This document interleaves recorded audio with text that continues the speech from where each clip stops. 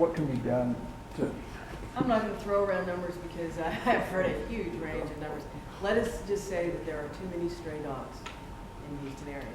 And we're obviously not doing enough to eliminate these stray dogs. That said, we have more resources devoted to our Bureau of Animal Regulation and Care than we ever have in the past. We have upgraded the quality of the personnel, the technology.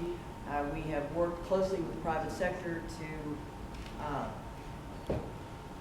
to supplement the city's budget, and we even have a privately funded bonus incentive program for BARC officers who go above and beyond to keep our community safe. A couple of things need to happen. One is that we have to have more responsible pet owners, and we are doing some pilot initiatives in the near north side. We picked an area with one of the highest rates of stray animals and dog bite complaints.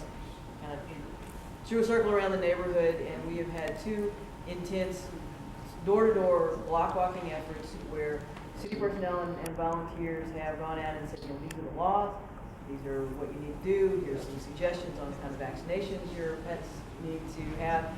And then we supplemented that with free spay and neuter programs on site in those neighborhoods, or that neighborhood. We've done it twice. Now here comes the key part. We have to go back to that neighborhood. We've given them 2 chances, lots of information. Now we have to write citations. And we are learning from that what messages work, what messages didn't work, why when you're offering free services people didn't take advantage of them. And so we're working in ways we never have before. But other things need to happen as well. That's for people who own pets, want to be responsible pet owners, may not have the resources or the knowledge. The other thing that needs to happen is when you see stray dogs, and dogs in packs behave differently than dogs who are on their own, you need to report it. What we discover time and again is that folks in the neighborhood have known that this dog pack was roaming the neighborhood, and dog packs tend to follow routes through the neighborhood. And so, you know, a certain time of the day they'll be in one area, and later in the day they'll be in another area, and they see them. Don't report them until there's an incident. We need to know if we're in order to follow up, and we need to know people need to call 311. Describe when and where a dog pack has been seen, descriptions of the animals, and the best opportunities for us to go in and catch them. We can't solve a problem that we don't know exists, and folks have to work with us in that. The other thing I'll say, if you are being directly menaced by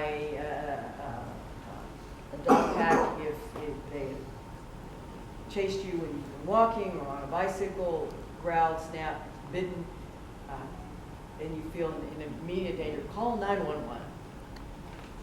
Don't wait. Call 911 to allow us to respond.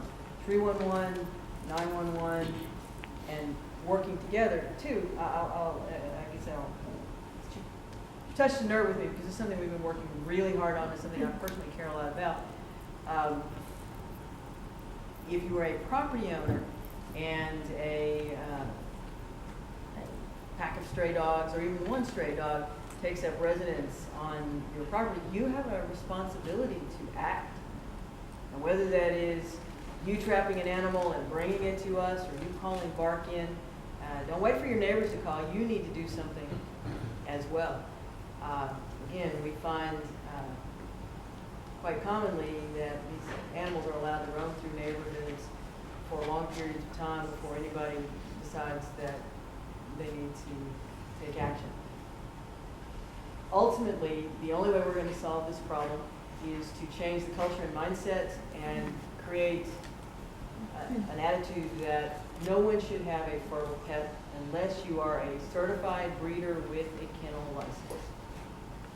No one should have a fertile pet, dog or cat, in the city of Houston unless you are a commercial breeder with a kennel license and subject to inspection.